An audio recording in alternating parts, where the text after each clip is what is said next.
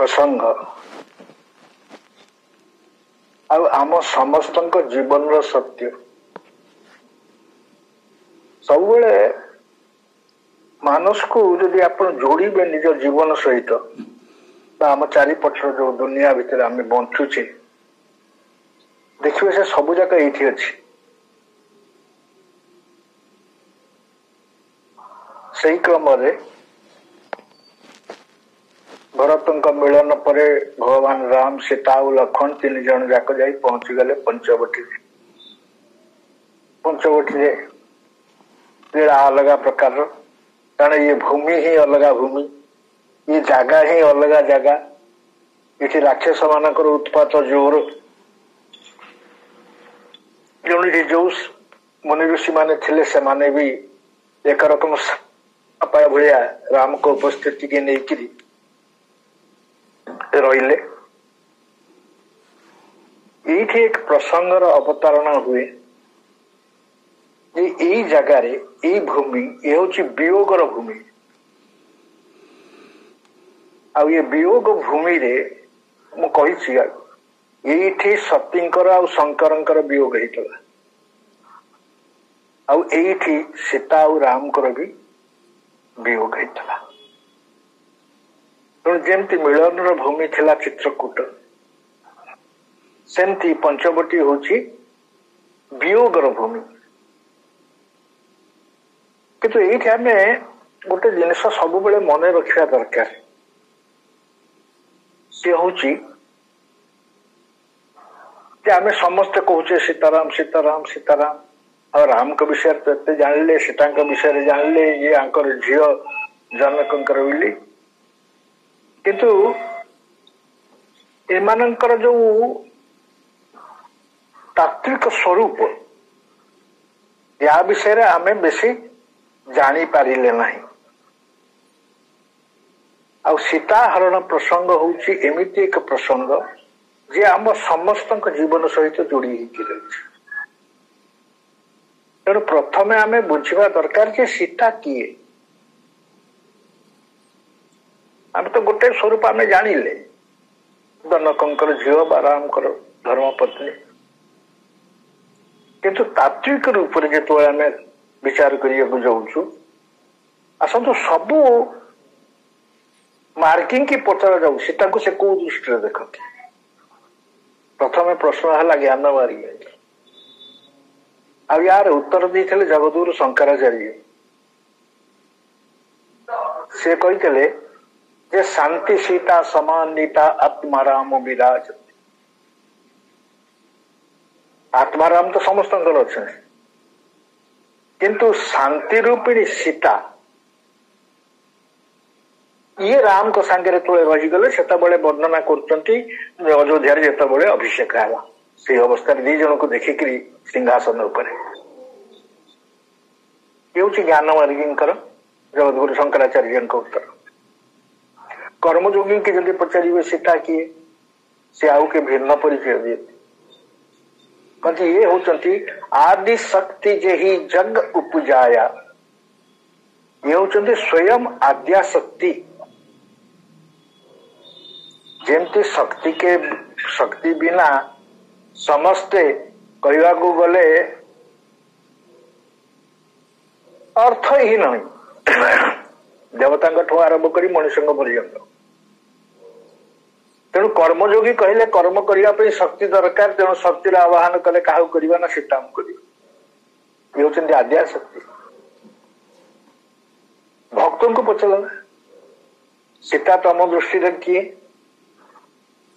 न सानुजसी असमेत प्रभु राजत परन कुटीर भगति ज्ञान वैराग्य जनु सोहत धरे शरीर कहले ये होती स्वयं पराभक्ति तो ज्ञानी कहला ये होती ज्ञानी दृष्टि ये होती शांति कर्मयोगी कहला ये होती शक्ति भक्त कहला ये होती भक्ति शरणागत को पचलाया तम मत सीता परिचय कौन ना सी हूँ माँ आम हूँ ता संता बस आठू अधिका नहीं पुराण मान जदि पचारे सी कहे ये होती लक्ष्मी, सीता ही होती लक्ष्मी। तो एते गुड़े परिचय सीतांकर कौन पे दिगला। आ बर्तमान से परिप्रेक्षी रे आमे जदि प्रत्येक को प्रश्न करवा, निजक प्रश्न करवा जे ए जो स्वरूप गुड़ाक वर्णना करागला, आत्माराम तो अच्छा किंतु तांका पाखरे ये सीता अछंती कि जदि अछंती ताले आमे शांति रे अच्छे, ताले आमे शक्तिर सहित अच्छे, ताले आमे पिला भलिया अच्छे तांका पाखरे, किंबा भक्त होइकि भक्ति पाखरे अच्छे, किंबा लक्ष्मी तारी केबे अनुभव होई जे ये आम भितर अछंती बोली। कारण आमे कौन ना कौन रूप ही खोजुचु जन्म कौन पे खोजुचे कले मूलर नथिले कले थिले मूलर थिले कले एबे ना कुआडे गले ना गोटे उत्तर होचे रावण नहीं गला। तो रावण टा किए कले मोह दश मौली तुलसी भाषा रे विनय पत्रिका वर्णना कले रावण ही होची मोह। अर्थात जो सीता आम पाखे थिले आम जो संसार ये भितर फसी गले से सीता अपहृता हेले अपहरण कला वाला होची आम जीवन मोह रावण ही नहीं गला। तेणु आम कौन से ना कौन से रूप खोजुचे समस्ते, चाहे कहीं प्रकाश करू कि न करू, किए शांति खोजुचे किए भक्ति खोजुचे, समस्ते खोजुचे कौन से ना कौन से रूप में खोजुचे सीता को, किंतु सीता आम पाखे ना से आम खोजुचे। तो वर्तमान प्रश्न होउची ये गले कोठी की, उत्तर तो ही गला रावण नहीं गला जे, किंतु रावण कौन सीधा आसिक टिक नहीं गला ता भी नुह। जेतबळे आम जीवन रे प्रथमे प्रवेश कला बासना से यार अयम आरंभ है। आ रामचरित मानस रे बासनार स्वरूप होउची, बासनार प्रतीक होउची शूर्पणखा। बड़ विचित्र चरित्र है। कले पंचवटी सो गई एक बारा। अरे पंचवटी पहुंचला देखो लंका कोठी ये हूँ रावण भौणी ना, लंका कोठी आउ पंचवटी कोठी ये पलि आसला एत बाट पर्यंत। कहले कहीं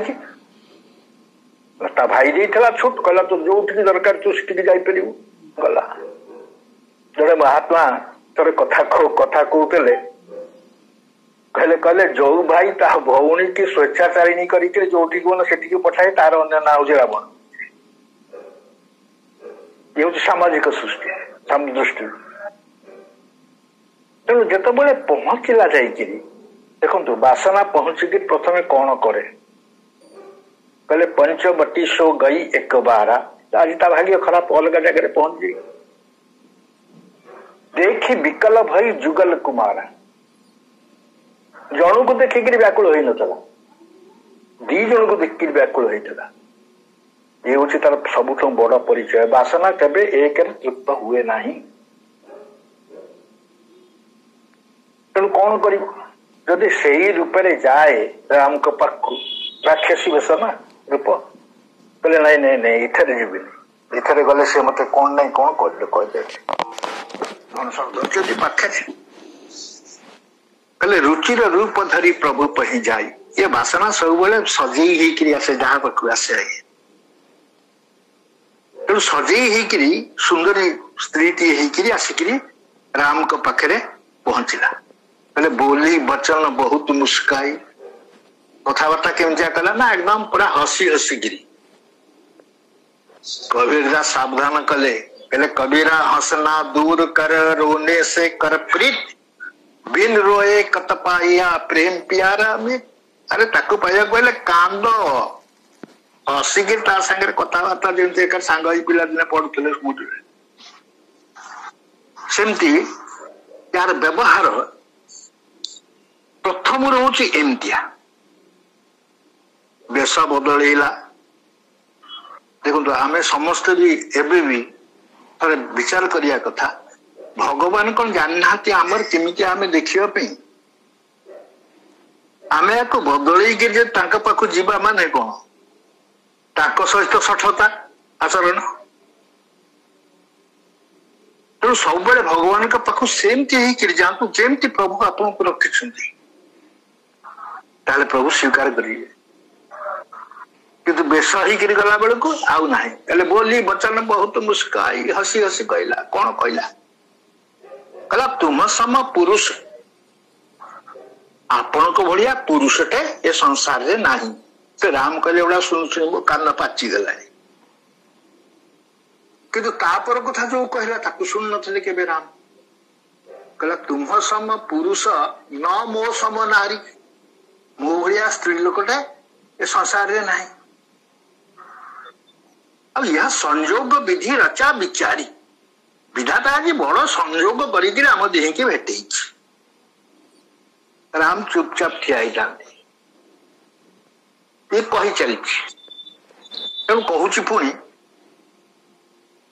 मम अनुरूप पुरुष जगमा ही ए जगत जाक बुलिली किंतु मो अनुरूप गोटे पुरुष को पाइली नहीं आ मनमाना कछु तुम ही निहारी आ तुमको देखला परे मो मन टिके टिके मानछि देखो आज्ञा भगवान को देखला परे मन टिके टिके मानला पूरा मानिली ये भाषा ही है वासना मन माना कछु तुम ही निहारी राम कहले बोधे ये रही जीव ही कौन किंतु आउ दी पाद आगु मारी गला कहला ताते अब लगी रहे कुमारी कहा मिछ कारण शूर्पणखा केबे कुमारी नथला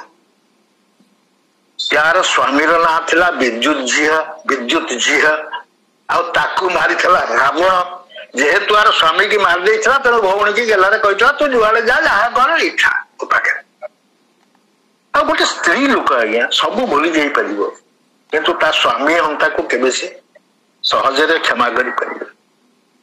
तेणु सी भी मने मने खोजुला गोटे एमतिया पुरुष जे कि एते शक्तिशाली हो मो भाई संगे टक्कर दे पार सी भी मने मने खोजु किंतु पदा को प्रकाश करनी कथा तेणु कौटे ताते अब लगी रहे वो कुमारी तो राम कहले देख तू तो कहू तू कुमारी बिलिकी किंतु मु तो कुमार नुह मो स्त्री मो पाखे अच्छी सीता बस ना सी मो स्त्री मो पाखे अच्छी हाँ मोर गोटे भाई अच्छी सान ऐसे दूर से बसची से सी किंतु कुआरा अहि कुमार मोर लघु भ्राता अच्छा कथा काली आम गोटे जिन जो देखुते आज भी सेमती आउ गोटे आसला संकेत ताले राम कौन मिछ कहले लखन पाएंगे अहि कुमार मोर लघु भ्राता मोर सान भाई हूँ कुआर सी तू कुआरी सी हूँ कुआरा नाई राम से दृष्टि कहना कहले ये वासनार स्वरूप होउची आर परिचय होउची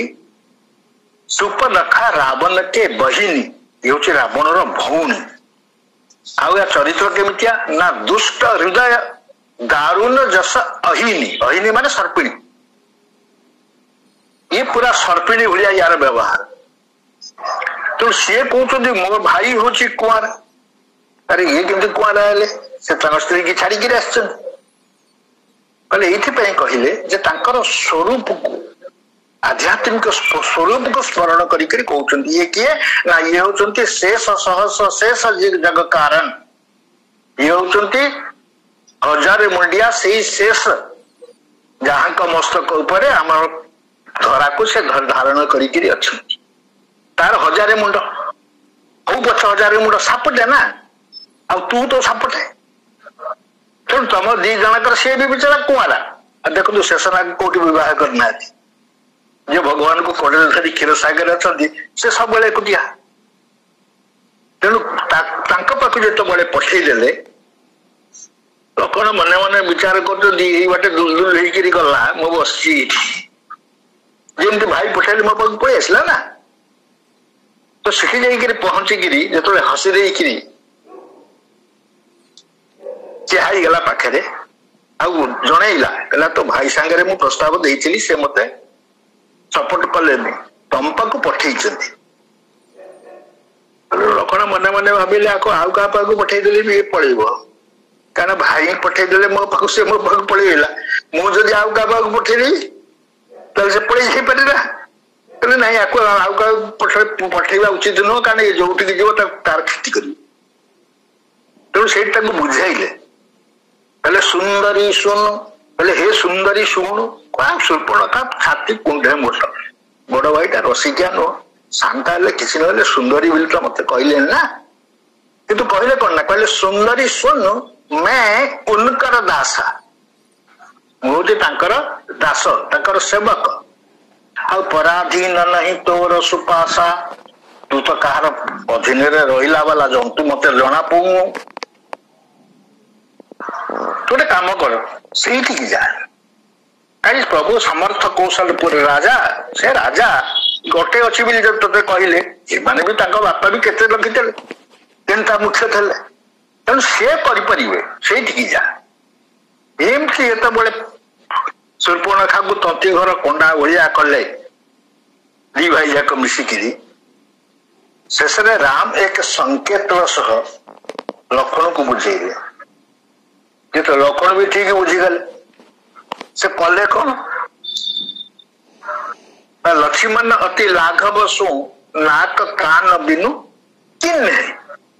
राम को संकेत रे लक्ष्मण तार नाक कान काटिले जो नारी प्रकृति में निजक सुंदरी बोली कहे तार नाक कि कान जदि काटिदेवे सी आ सुंदरी रहा एमती करने पछरे राम को उद्देश्य थिला जे आज तो मो हाबुड़े पड़ी ये तो बहुत मुनि ऋषि भी अच्छा ये काले काली जाई पुणी आउ क्या हैरान कर ना तेणु नाक कान बिनु भई विकरारा विकटा देखागला भयंकर देखागला से दौड़ी दौड़ी आसला आउ दिटा भाई अच्छा से पंचवटी तांकरी पाखे आसी पहुंची गला खरदूषण पाखे खरदूषण रागिक बाहर कहले किए से आम भौणी केमी दंडित कर चल 14,000 सैन्य को धरिक सांगे आसिले खरदूषण आसिक जो राम को देखीदे भारी खुशी हो गले कहले यद्यपि भगिनी किन्ह कुरूपा जदिव आम भौणी किए कुरूप कर बध लायक नहीं पुरुष अनुपा किंतु ये बध योग्य नुहे किंतु आम तो राक्षस आमर कौन अच्छे भगवान रूपर प्रशंसा कले कला परे भगवान कहले जो तुम एड़ बड़ कम कर तुमको भी मो तरफ किसी भेटी दबा कथा तेणु कौन देवी जेहेतु मो रूपर प्रशंसा कर तेणु तुम्हें समस्ते मोर रूप को धारण कर परिणाम कौन है ना देख ही परस्पर लाभ करी जे जहाँ को देखुची ताको राम भलिया लगुच राम बिल्कुल देखुची एमती समस्ते निज निज भितर लड़ा लड़ी से ताराम हो गए तो सुर्पणखा बर्तमान गला मोह पाखक रावण पाखक रूप देखिक रावण पचारा अरे कहार एले साहस मो भौणी की एमती अवस्था कर सुर्पणखा जानता मो भाई स्वभाव कौन कहला ए दी जन कथा तो कहला राम लक्ष्मण कथा किंतु आपको जी इम्पोर्टान्स देलानी याठू बेसी इम्पोर्टान्स देला जे से तांको सांगे बड़र जो स्त्री टी अच्छी ता भलिया सुंदरी तो महल भितर भी ना रावण सबुठ आनिकी रखिला नर नाग सुर गंधर्व कन्या रूप मुनि मन मोहनी समस्त आनिकी रखी सुर्पणखा कौच ता भलिया गोटे सुंदरी तो महल भितर भी ना तार कौन करा बर्तमान रावण देखु रावण को केमिति लगे दब राम को सांगे सुर्पणखार प्रयास भी ठीक से पर्यंत अच्छी सबुठ बड़ जिनिस जितेबाला सीता विषय कहीदेला सेतबले रावण गला सीधा मारीच पक ये मारीच किए जानते ना मारीच और सुबाहु ये दी जन होती तारकार पुओ राक्षस किंतु ता भितर एते परिवर्तन हो गलानी से कथा रावण जानने रावण जाइए ता पाखे पहुंचला पचारा मामू भणजा ना पचारा भणजा कौन पैकी मो पाक आसिल काम पड़ला एमतिया भणजा गोटे मुंडिया माइला जोरदार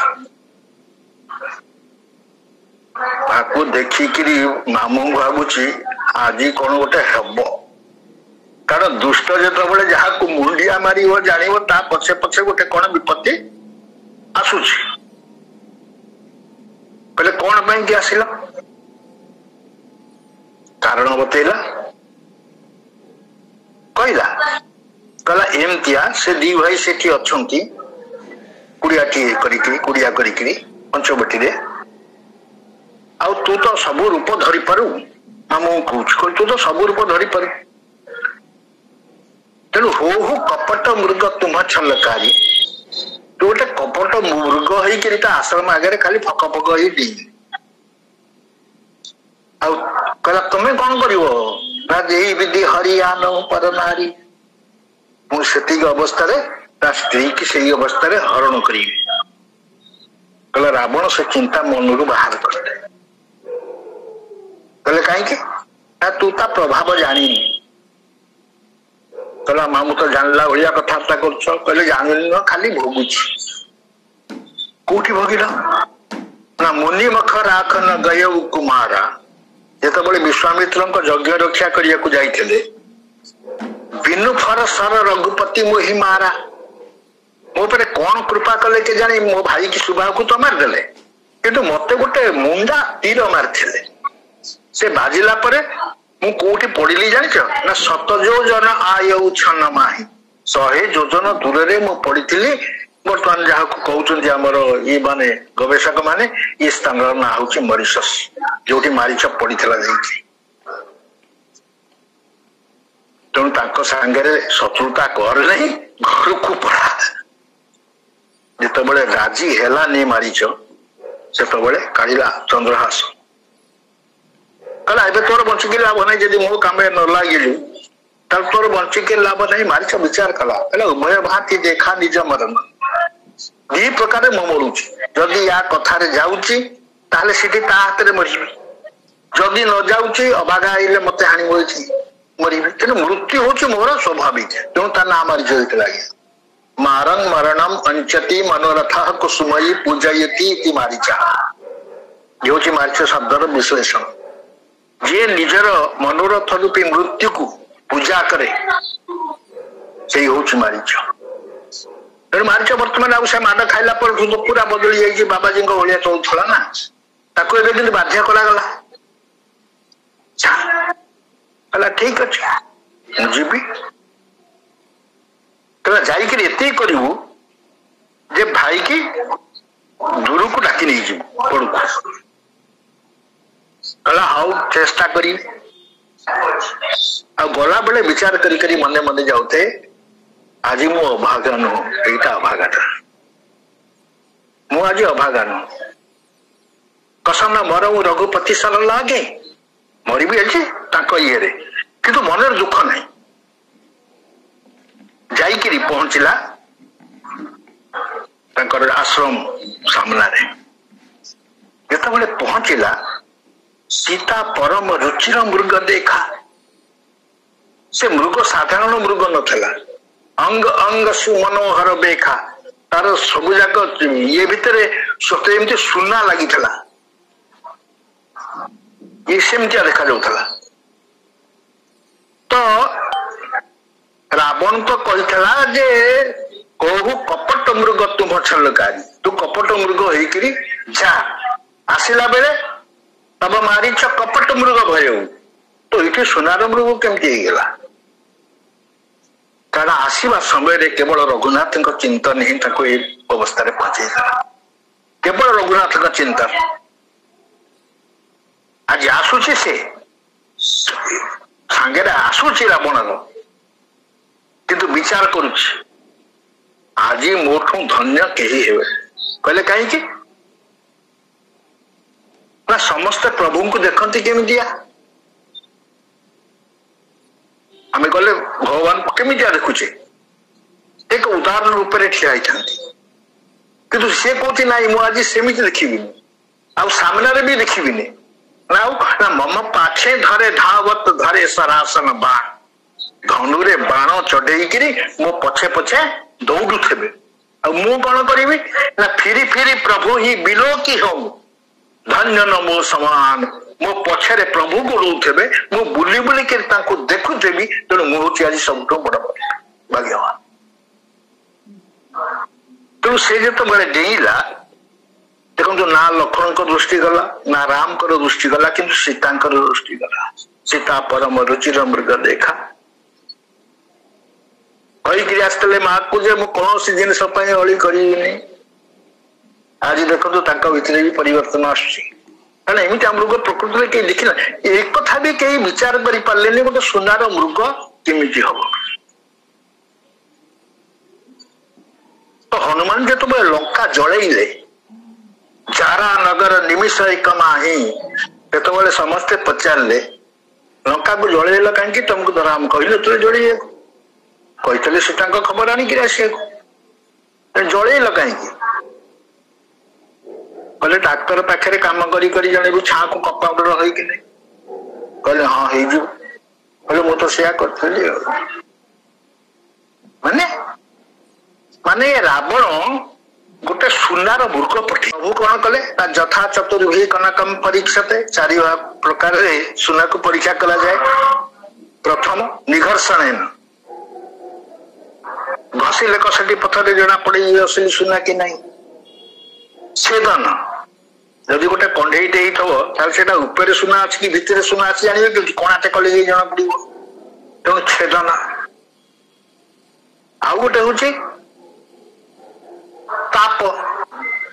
ମାନେ ପୋଡିଲେ ଜଣା ପଡିବ ସୁନାରେ କେତେ ଅଛି ଖାଦ କେତେ ନାହିଁ ଖାଦ, ତାର ଛେଦନ। ତେଣୁ ଏ ଚାରି ପ୍ରକାରରେ ସୁନାକୁ ପରୀକ୍ଷା କରାଯାଏ। କହିଲେ ମୋ ପ୍ରଭୁ ଦେଖିଲେ କଣ୍ଢେଇଟା ତ ଡେଉଁଛି, ତେଣୁ ଗୋଟେ ଛେଦନ କରିକି ଦେଖିଲେ ଯେ ଏଇଟା ଅସଲି ସୁନା। ମୁଁ ତେଣୁ ଏଠି ଆସିକି ଦେଖିଲା ବେଳକୁ ଲଙ୍କାଟା ଯାକ ସୁନା ଭଳିଆ ଦେଖାଯାଉଛି। ମୁଁ ବି ଭାବିଲି ଟିକେ ଦେଖିବା ଏଗୁଡାକ ଅସଲି ସୁନା କି ନକଲି ସୁନା। କହିଲେ କଣ ଦେଖିଲେ ନା ଲାହ ସମାନ ଲମ୍ପ ଜରି ଗଇ, ଲଙ୍କାଟା ହୁତୁ ହୁତୁ ହେଇ ଜଳୁଥିଲା, ସୁନାଟା ଆଜ୍ଞା ହୁତୁ ହୁତୁ ହେଇ ଜଳେ, ସୁନା କେବେ ହୁତୁ ହୁତୁ ହେଇ ଜଳିବନି। ତେଣୁ ବଜରଙ୍ଗ ବାଣରେ ତୁଳସୀ ଲେଖିଛନ୍ତି ଲାଖ ଭଳିଆ ଜଳିଲା ଲଙ୍କା। ମୁଁ ଦେଖିଲି ଏଇଟା ବି ନକଲି ପଠେଇଥିଲା ଚଳନା ଡେଇଁଆକୁ, ସିଏ ନକଲି, ୟାର ସ୍ୱର୍ଣ୍ଣ ନଗରୀ ବି ନକଲି। ତେଣୁ ଭଗବାନଙ୍କୁ ସେ ଆସ୍ତେ ଆସ୍ତେ ଆସ୍ତେ ଆସ୍ତେ ଡେଇଁ ଡେଇଁ ଡେଇଁ ଡେଇଁ ଡେଇଁ ଡେଇଁକିରି ନେଇକି ଦୂରକୁ ପଳେଇଲା। ମାରିକି ଏତେ କାମ କରିଛି, ଆଉ ନେଇକିରି ଦୂରକୁ ଯେତେବେଳେ ଚାଲିଗଲା, କିଛି ଦୂରକୁ ପଳେଇଗଲା, ତାପରେ ପଛକୁ ବାରମ୍ବାର ଚାହୁଁଛି ଭଗବାନଙ୍କୁ, ଆଉ ଏ ରୂପ ମତେ ଦେଖିବାକୁ ମିଳିବନି, ଆଜି ହଉଛି ଶେଷ ବର୍ଷ। ତ ଯେତେବେଳେ ଭଗବାନ ପହଞ୍ଚି ଗଲେ ତା ପାଖାପାଖି, ସେତେବେଳେ ଗୋଟେ ତୀର ମାରିଲେ, ସେ ତୀର ବାଜିଲା ମାରିଚଠି। ସୀତା କହିଛନ୍ତି ସତ୍ୟ ସଂଘ ପ୍ରଭୁ ବଧି କରି ଏହି ଆନହୁ ଚର୍ମ କହତି ବୈଦେହୀ। କହିଲେ ଜିଅନ୍ତା ଆଣିବେ, ଯଦି ଜିଅନ୍ତା ଆଣିବେ ମୁଁ ଆକୁ ନେଇକିରି ଅଯୋଧ୍ୟାକୁ ଯିବି, ମୋ ଭଉଣୀ ମାନଙ୍କୁ ଉପହାର ଦେବି, ଏମିତିଆ ସୁନାର ହରିଣ ଦେଖିଛନ୍ତି। ଆଉ ଯଦି ଧରା ନ ପଡେ ମାରେ ହଉ ସୁନ୍ଦର ଛାଲା, ଆର ଛାଲ ବି ନେଇ ଆସିବେ। ସତ୍ୟ ସଂଘ ପ୍ରଭୁ ବଧି କରି ଏହି ଆନଉ ଛାଲ କହତି ମୋର ବୈଦେହୀ। ଆଣିବାକୁ ଆସ। ସୀତାଙ୍କୁ ପଚରା ଗଲା, ମା ଏମିତିଆ କାହିଁକି କଲ, ଆଜି ପର୍ଯ୍ୟନ୍ତ କେବେ କରିନଥିଲ, ନିଜ ଇଚ୍ଛା ପଛରେ ପ୍ରଭୁଙ୍କୁ ତ କେବେ ଦୌଡେଇ ନଥିଲ। କହିଲେ ସେଇଥିପାଇଁ ତ ମୁଁ ରାବଣ ଆଗୁଡେ ପଡିଗଲି ନା। ତେଣୁ ଭଗବାନଙ୍କୁ କେବେ ନିଜ ଇଚ୍ଛା ପଛରେ ଦୌଡେଇବେନି। मानिबार अच्छे आज्ञा भगवान इच्छा पछरे दौड़े जदि कौन हम परिणाम इच्छार ही मृत्यु हो संगे रही तेणु भगवान को निजर इच्छा पूर्ण कर व्यवहार करतु नहीं। हनुमान जी पाखे घंटी ढो ढो गिरी बाड़े मोर यही कामटा हो गले 5 किलो लड्डू भोग लगे विश्राम हनुमान जी कौन करेंगे लड्डू भोग तो पाऊना जीवन काल भितर ये दब बोली कहला जड़ीचिटा कम करिए ना भगवान ठिकादार नुहति ठिकार लगातु से आज किंतु सीता से काम कर तेणु जो देहरे बाजिला राम कर तीर से प्रथम ही ले लक्ष्मण कर नामा पाछे सुमिरे सी मन मोह राम प्रथम लक्षण मिलिकी गोटे चित्कार कला किए कला राम करना मारिच कला तिल बाजिला जमतिया आ पछरे मने मने राम मिली कहला कई शुणिले ये हूँ तार बड़ भूल थिला जदिओ से सब बुझी थिला सब जानी थिला सब विचार कर शक्ति थिला ता पाखरे किंतु एठी भूल कर देला मरला बेलकु भी रावणर काम कर दे जेतबेले लक्ष्मण को डाकिला सेतबेले सीता बेग रही गले लक्ष्मण शीघ्र जाओ भाई विपत्ति रे पड़ी के डाकुचन लक्ष्मण कहले आज यांकर कोन हेजी के जानी बाबूजंकर अरे समस्त विपत्ति रे पड़ी ताकू डाकंती सी विपत्ति रे पड़ी मते डाकुची बोली आज मते को दिला उल्टा कथा ये केमता कथा तथापि सेतबेले जो लक्ष्मण गले नहीं कारण ताको आज्ञा करके जाइछथि लक्ष्मण तू एठी जीवनी सीता केरी करे हु रखवारी लक्ष्मण को आज्ञा हिची तो लक्ष्मण भी छाड़ी के जाऊ नांती साडे अवस्था हलानी असंभाल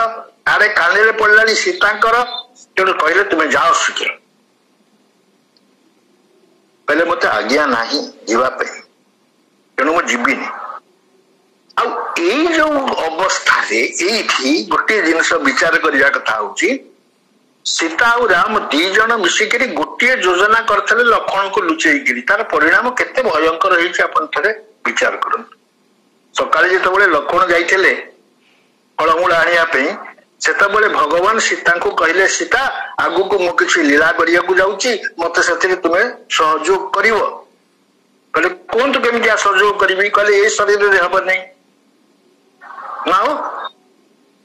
सांगे सांगे अग्निदेव को डाकिले एवं असली सीता को पाखे छाड़देले जो पछरे अग्नि परीक्षा अग्नि परीक्षा सीता अस्तित्व को जानापी असली सीता को अग्निदेव को फेर आने तो अग्निदेव पाखे पलि गले आ निज प्रतिबिंब राखित सीता ये जो प्रतिबिंबटी थला से प्रतिबिंबटी आज सीता को राम को एमती प्रेरित कला जे राम जाइए पहुंचला एत दूर कौन करा आड़े लक्ष्मण को डाक तो जो बड़े लक्ष्मण को मरम वचन जब सीता बोला हरि प्रेरित लक्ष्मण मंडोला भगवान सीता कहते टेलीपैथी रे जे आमे जो योजना करथले हौ नहीं कार्यकारी कले काहे कि ना ये तब छाड़ी के जीवा को राजी नुआ हबो केमिदिया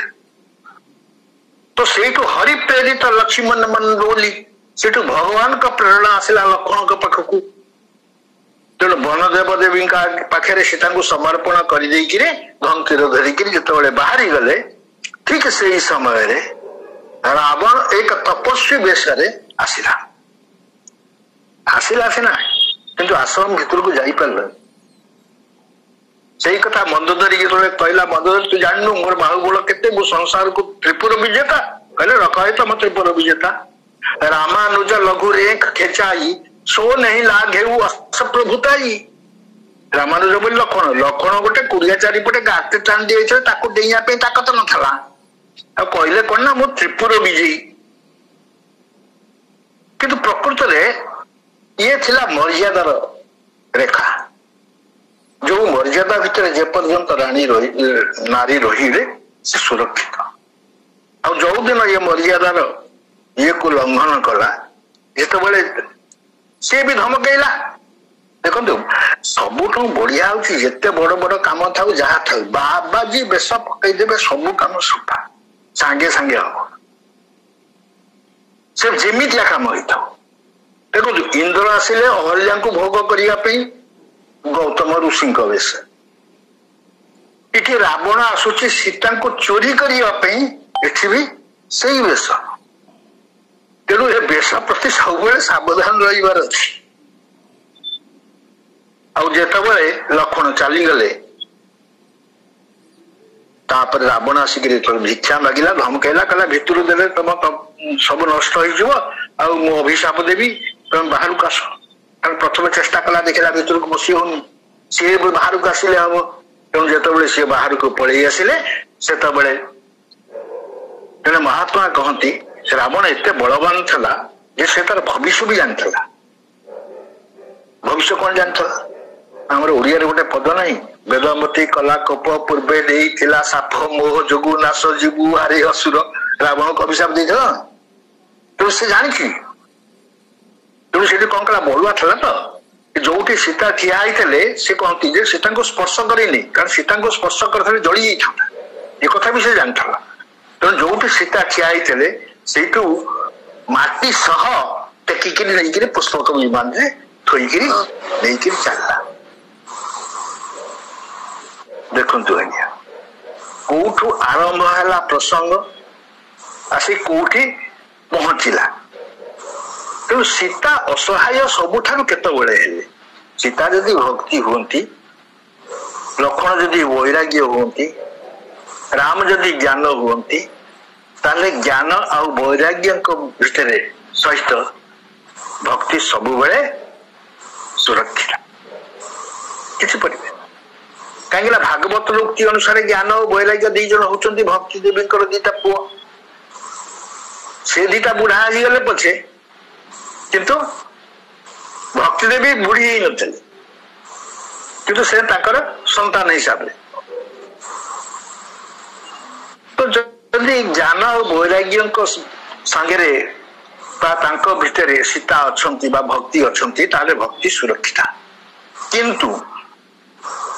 जदि एमानक भितर गोटे भी दूरी जाए अर्थात ज्ञान रूपी राम जदि केवल पलि जाती ताहले भी सीता वैराग्य द्वारा सुरक्षित किंतु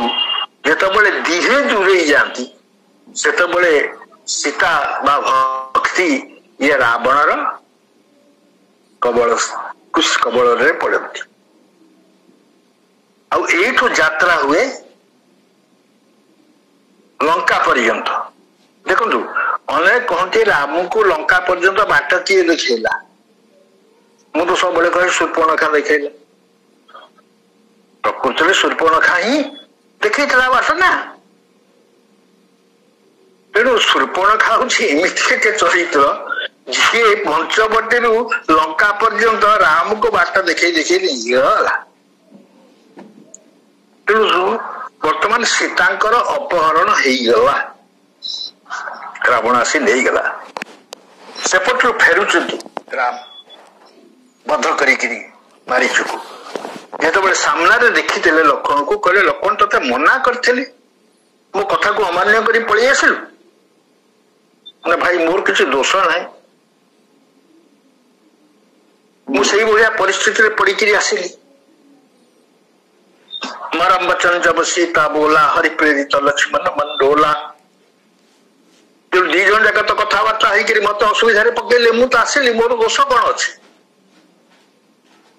ना मो मन कौन कौच जानी लोक मम मन सीता आश्रम नाही मो मन कौच सीता मोर आश्रम नाही कड़े गले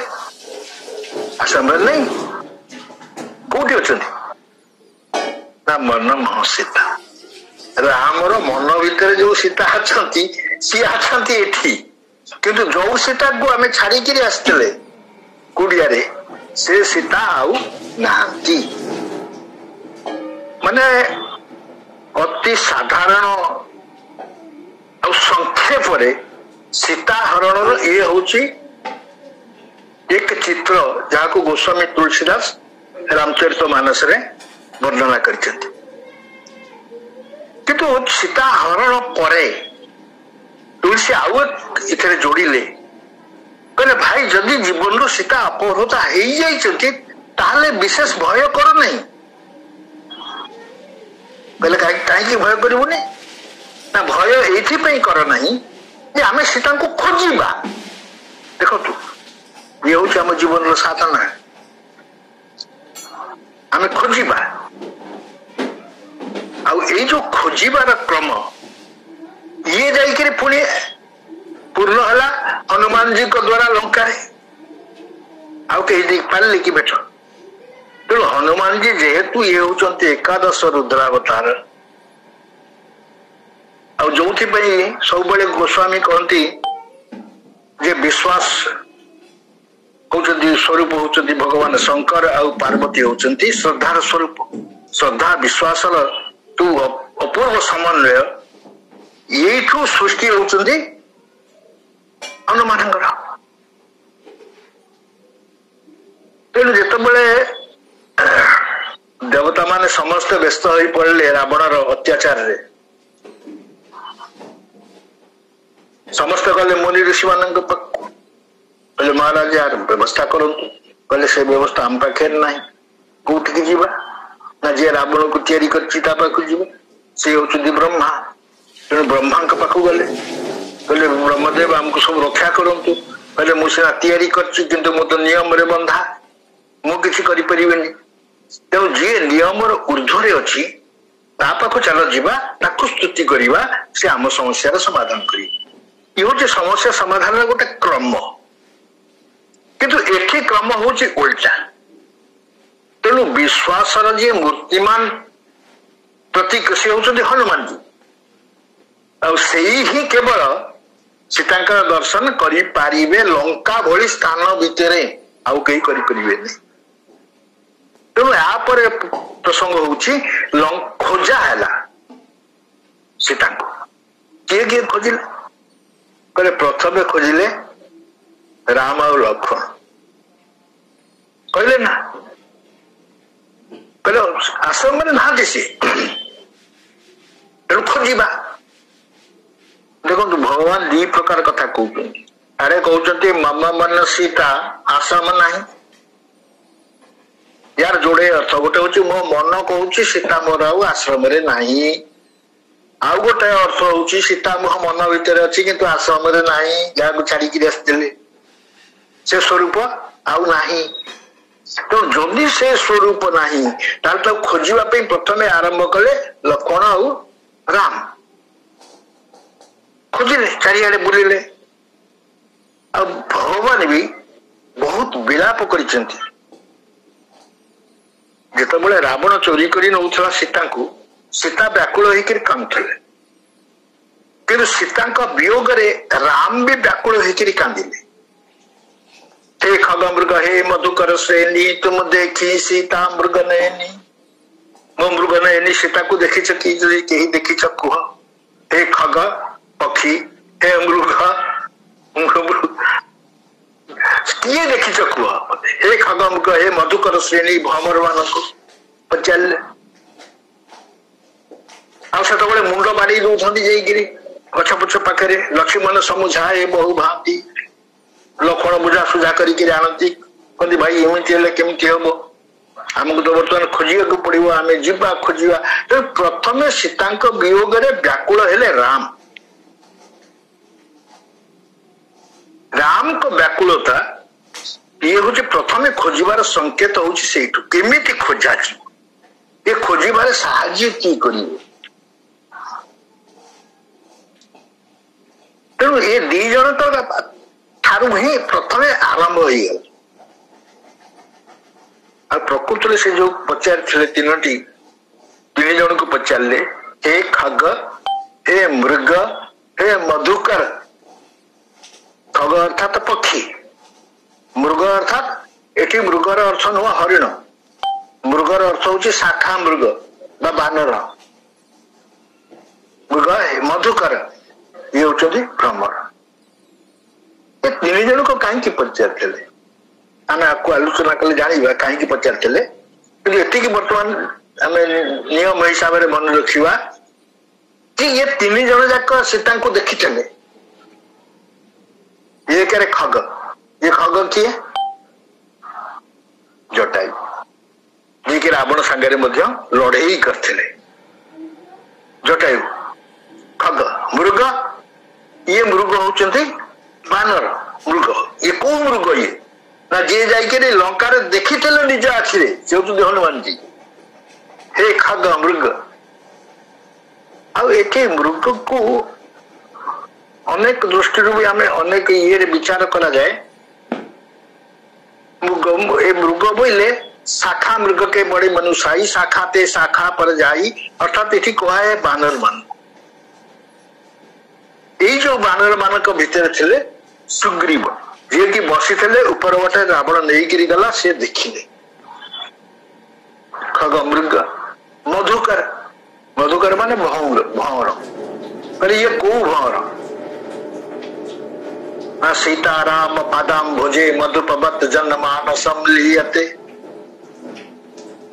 हनुमान जी महाराज सीताराम का चरण रे जो भ्रमर होकर सब रही तेणु ये तीन जन पाखु से आशा कर उत्तर राम आड़े विलाप कर कांदुंट राम कांदुंट सेपटे सीता भी कांदी कांदी गिरी जाऊंट आकाश मार्ग रे दी जन कांदा कौन समान था गोस्वामी कहले ना सीता जो कांदू थे आज गए कबीर रघुराया के अपराध विसारे हुदाया आरती हरण शरण सुखदायक हा रघुकुल कुमुद सरोज पद ये जो स्तुति कर सीता तो व्याकुल तार जो कांदुंट कांद भितर देखिए कौन से प्रकार व्यतिक्रम नहीं ये हूँ पूरा विनयर सहित कांदुंट राम किंतु राम जो कांदुंट हे खग मृग हे मधुकर से तुम देखी सीता मृग नयनी कहले सेतबे कांदे अभिनय अच्छी से कांदुंट सीता विनय ये राम भी कांदुंट किंतु अभिनय ये अभिनय करते माने हमको शिखाउछंती कि जदि जीवन रे केबे सीता अपहृत हो जाती ताले चिंता कर नहीं ताको केमिति फेरी किरी पाइबा से विषय रे हमें चिंता करिया दरकार आ एठी तुलसी कहउछंती ये एमती आगु को विचार खोजिबा तो वर्तमान आम जो कहते सीता हरण कहीं कौन है ये हूँ तार अति सारांश रामचरित मानस सिद्धांत अनुसार तेणु आम समस्त जीवन ये हूँ सत्य आम सीता को हरइचे खोजा खोजा दरकार तेणु ये खोजार क्रम जो है तीन जन पाखु आदाय करवा ये हूँ आउ केतबले बसिले हम ये समय सापेक्ष ये समय सापेक्ष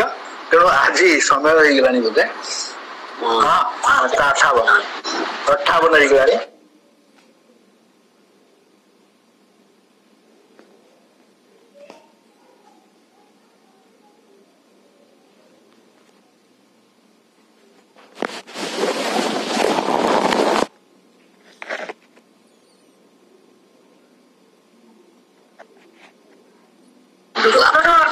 पशु ना